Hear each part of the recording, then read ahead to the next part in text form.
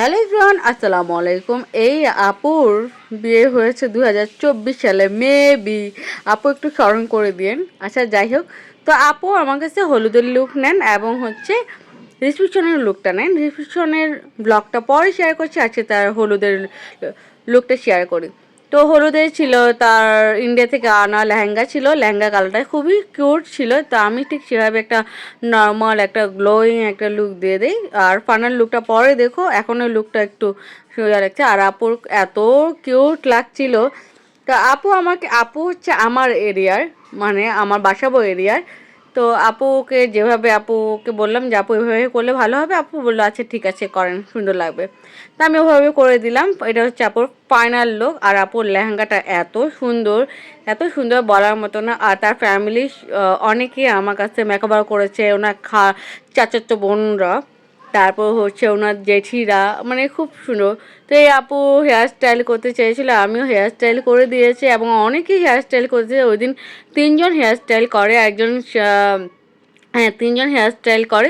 তো আপুরা আমার কাছে হেয়ার স্টাইল করে। আর বিয়ের দিন আন্টিরা আমার কাছে মেকওভার নেয় অনেকজন, মানে 7-8 জনের মতো আমি মেকওভার করেছিলাম ওই দিন।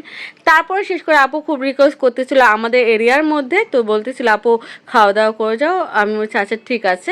তো আমি যেহেতু আমার ছেলেরও পরীক্ষা ছিল, তখন আমি ভাবলাম যে খাওয়া দাওয়া করেই দৌড় দিব।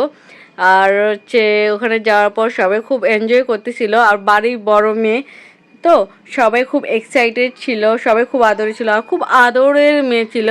আমি আসলে তাদের ফ্যামিলিকে দেখার পর দেখলাম যে তাদের চাচাতো মানে চাচাদের সাথে বন্ডিংটা অনেক সুন্দর। এরকম ফ্যামিলি পাওয়া খুবই কঠিন। আর জ্যাঠাতো বোনরা মানে এতটাই বোনের জন্য পাগল, বলার মতো না। তারা এত বেশি এক্সাইটেড ছিল। এখানে দুটো বোন ছিল, দুবাই থেকে চলে আসে এই বোনের বিয়ের জন্য। তাহলে ভাবা যায়, কেউ এত দূর থেকে কেউ খরচ করে বাংলাদেশে আসবে না কোনো চাচাতো বোনের বিয়ে খেতে। আর সেটাই হয়েছে। আমি দেখার পর এত ভালো লাগছে। আর সবাই খুব বলছে, আর আপুকে সবাই বলতেছিল খুব কিউট লাগছে।